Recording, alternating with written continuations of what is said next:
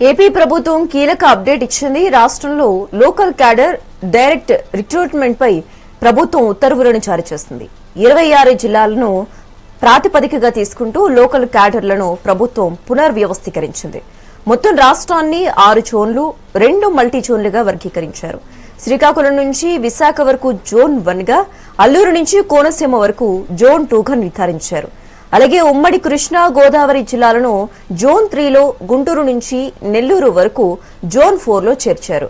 రాయలసీమ జిల్లాలను జోన్ 5 మరియు జోన్ 6లుగా విభజించి స్థానికత నియమాలలో స్పష్టతనిచ్చే ప్రయత్నం చేసింది ప్రభుత్వం. ఈ కొత్త జోనల్ వ్యవస్థతో డైరెక్ట్ రిక్రూట్మెంట్ ప్రక్రియ వేగవంతం కానుంది. గతంలో ఉన్న గందరగోళానికి తెరదించుతూ ఏ జిల్లా అభ్యర్థి ఏ జోన్ పరిధిలోకి వస్తారనే అంశంపై క్లారిటీ వచ్చేస్తుంది. రాబోయే నియామకాల్లో ఈ ఉత్తర్వులు కీలకం కానున్నాయి.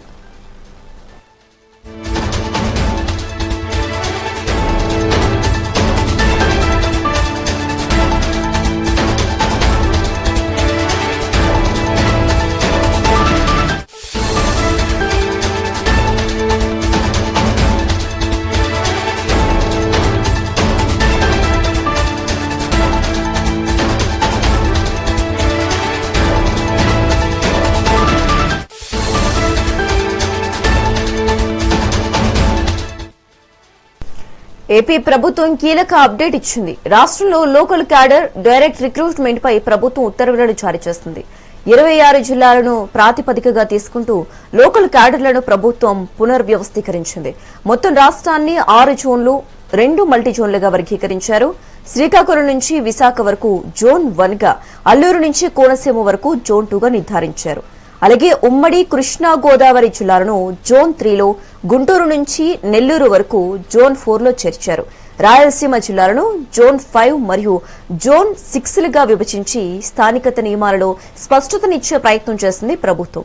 ఈ కొత్త జోనల్ వ్యవస్థపై డైరెక్ట్ రిక్రూట్మెంట్ ప్రక్రియ వేగవంతం కానుంది. గతంలో ఉన్న గందరగోళానికి తెరదించుతూ ఏ జిల్లా అభ్యర్థి ఏ జోన్ పరిధిలోకి వస్తారనే అంశంపై క్లారిటీ వచ్చేసింది. రాబోయే నియామకాల్లో ఈ ఉత్తర్వులు కీలకం కానున్నట్లుగా సమాచారం.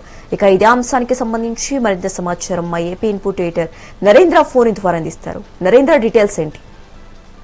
ఆంధ్రప్రదేశ్ ప్రభుత్వం ఈ జోనల్ వ్యవస్థకు సంబంధించి కీలక నిర్ణయం తీసుకుంది. రాష్ట్రంలో లోకల్ క్యాడర్ మరియు డైరెక్ట్ రిక్రూట్మెంట్ పై ప్రభుత్వం కీలక ఏదైతే ఉత్తర్వులు జారీ చేసిందని చెప్పుకోవచ్చు. కొత్త జిల్లాల ఏర్పాటు తర్వాత పెండింగ్ లో ఉన్నటువంటి క్యాడర్ విభజన ప్రక్రియను ఎట్టకేలకు కొలికి తీసుకొచ్చింది. 26 జిల్లాలకు సంబంధించి ఈ ప్రాతిపదికగా తీసుకుంటూ లోకల్ క్యాడర్ ను పునర్వ్యవస్థీకరించింది. మొత్తం రాష్ట్రాన్ని 6 జోన్లుగా మరియు 2 మల్టీ జోన్లుగా వర్గీకరించారు. శ్రీకాకుళం నుంచి విశాఖ వరకు జోన్ 1 గా, అల్లూరు నుంచి కోనసీమ వరకు జోన్ 2 గా, అదేవిధంగా ఉభయ గోదావరి జిల్లాలు ఏతున్నాయో ఏదైతే ఒక తూర్పు గోదావరి, అదేవిధంగా పశ్చిమ గోదావరి, దాంతో పాటు ఉమ్మడి కృష్ణ జోన్ 3 గా, గుంటూరు నుంచి నెల్లూరు వరకు జోన్ 4 గా, రాయలసీమ జిల్లాలను జోన్ 5, జోన్ 6లుగా విభజించడం జరిగింది. వీటికి సంబంధించి మొత్తంగా జోన్ 1 పరిధిలో శ్రీకాకుళం, విజయనగరం, పార్వతీపురం, మన్యం, విశాఖ, అనకాపల్లి జిల్లాలు ఉంటాయి. జోన్ 2లో పరిధిలో ఏదైతే అల్లూరి, తూర్పు గోదావరి, కాకినాడ, కోనసీమ జిల్లాలు ఉంటాయి. జోన్ 3లో పశ్చిమ గోదావరి, ఏలూరు, ఎన్టీఆర్, కృష్ణా జిల్లాలు ఉంటాయి. జోన్ 4లో గుంటూరు, పల్నాడు, బాపట్ల, ప్రకాశం, నెల్లూరు జిల్లాలు ఉంటాయి. జోన్ పరిధిలో తిరుపతి, చిత్తూరు, అన్నమయ్య, కడప జిల్లాలు. జోన్ 6 పరిధిలో నంద్యాల, అనంతపురం, కర్నూలు, సత్యసాయి జిల్లాలు. మొత్తం ఈ 26 జిల్లాలకు సంబంధించి ఇటు ఉద్యోగులను ఈ విధంగా దానికి సంబంధించి జోన్ల వారీగా విభజించడం జరిగింది. ఇటు 6 జోన్లు 2 మల్టీ జోన్లుగా కూడా విభజించారు. దానికి సంబంధించి పూర్తి స్థాయిలో అధికారులు కసరత్తు చేసిన తర్వాత దీనికి సంబంధించినటువంటి ఉత్తర్వులు జారీ చేయడం జరిగింది. ఈ కొత్త జోనల్ వ్యవస్థతో డైరెక్ట్ రిక్రూట్మెంట్ ప్రక్రియ వేగవంతం కానుంది. గతంలో ఉన్నటువంటి గందరగోళానికి తెరదించుతూ ఏ జిల్లా అభ్యర్థి ఏ జోన్ పరిధిలోకి వస్తారనే అంశంపై కూడా క్లారిటీ వచ్చేసింది.